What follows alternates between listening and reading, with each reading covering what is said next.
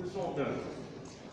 La première raison de ce plaisir, c'est d'évoquer le nom de Yolande Legrand, fondatrice, première présidente de cette association, qui nous a quittés après avoir donné à l'association une base solide et des réalisations éclatantes.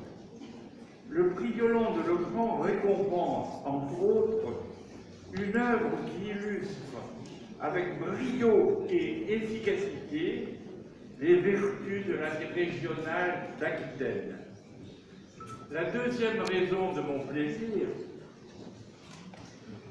c'est de retrouver Alain Baraillou. C'est lui-même qui m'a rappelé que notre première rencontre datait de 1965. Il y a donc tout juste 50 ans. Nous étions alors tout neufs, oui, tout jeunes et pleins d'avenir. Il était étudiant et j'étais assistant à ce qu'on appelait alors la faculté des lettres de Bordeaux. Nous avons suivi chacun notre chemin, chacun pour soi, mais sans jamais nous éloigner beaucoup l'un de l'autre. Aujourd'hui, le prix Yolande Legrand nous rassemble à nouveau. C'est une belle occasion qui n'est pas fortuite, puisqu'elle récompense une œuvre et une vie qui se conforment parfaitement à la définition du prix. Alain Baraillou est né en 1947 à Saint-Pierre-de-Buzet, dans la maison même qu'il habite aujourd'hui, et où tous ses aïeux sont nés avant lui. Sa vocation littéraire se manifeste très tôt, puisque, étant encore lycéen, il est récompensé du Jasmin d'argent pour des textes qui disaient déjà les vertus de la nostalgie de la terre. Après avoir accompli le cycle des études, le cycle complet des études de lettres à Bordeaux, et obtenu en plus un diplôme de journalisme, il est nommé professeur de lettres dans la région et finalement au lycée d'Aiguillon, tout près de son lieu de naissance. Dès lors, il ne bougera plus et il fera fructifier sur place ses talents. Issu d'une longue lignée de gens de la terre, d'une terre riche de ses productions et de ses vignobles, de son climat et de ses charmes bien tempérés, riche également d'une longue lignée d'écrivains, ceux d'autrefois, comme Bandel, comme Montluc, comme Théophile de Viau, ceux d'hier, comme Marcel Prévost, et encore d'aujourd'hui, comme Michel Serres. Alain Baraillou va jouer sa partition dans ce jeu multiséculaire.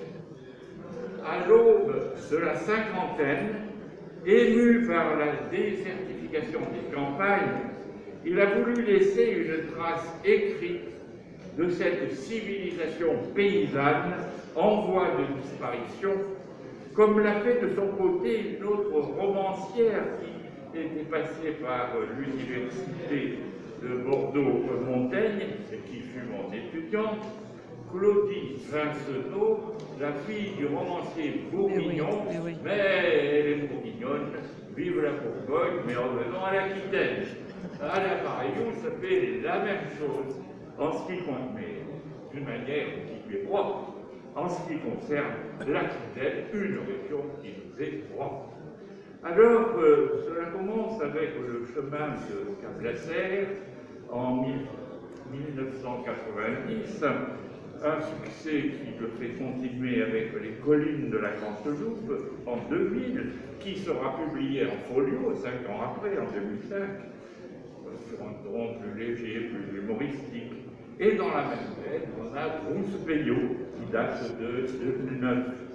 Il a fortifié son choix narratif et romanesque avec Les Peupliers du désert, 2001, La Terre blessée, 2010, s'engageant ensuite dans le roman historique, Les Ombres du Canal, 2003, Prends la Lune, Bayard, 2005, qui est un cri que poussait autrefois les gabariers.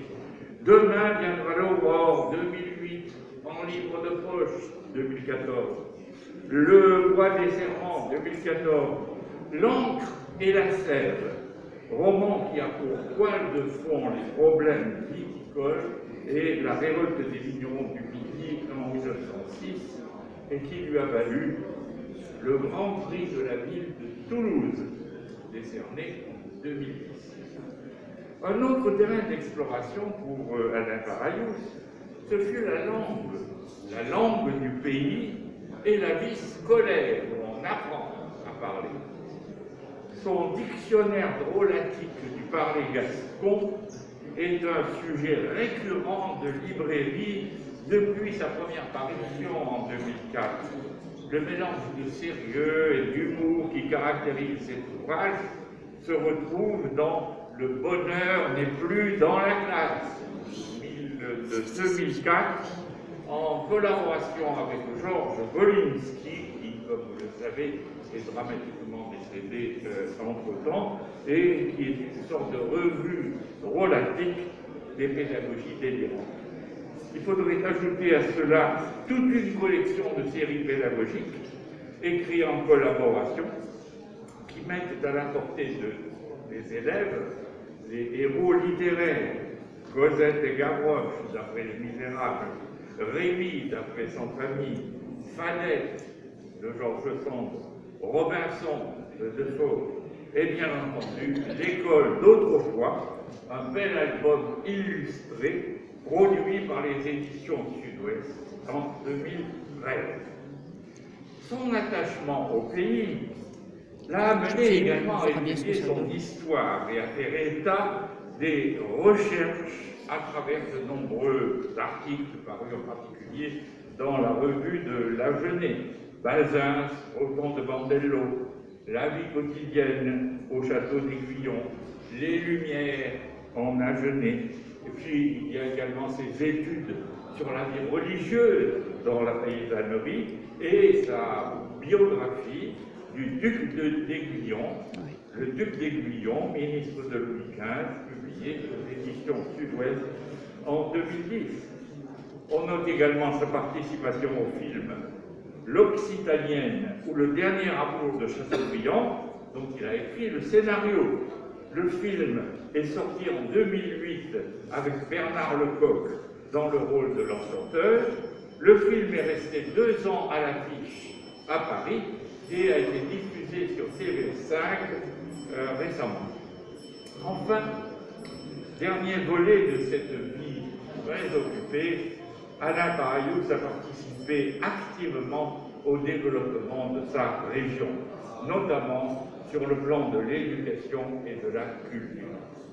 Adjoint au maire d'Aiguillon de 1995 à 2008, chargé de la culture, pendant 2 mandats, il a été l'initiateur et le principal ouvrier de la médiathèque du Confluent, qui a permis de sauver un bâtiment historique pour en faire un instrument de la démocratisation culturelle.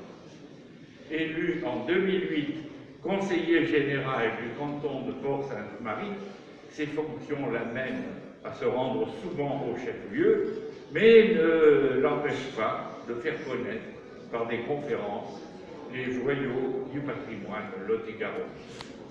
Vous avez produit, Alain Parayous, une des plus belles grappes des vendanges culturelles de votre région, car la région de Musée ne produit pas seulement du vin, elle produit aussi des écrivains.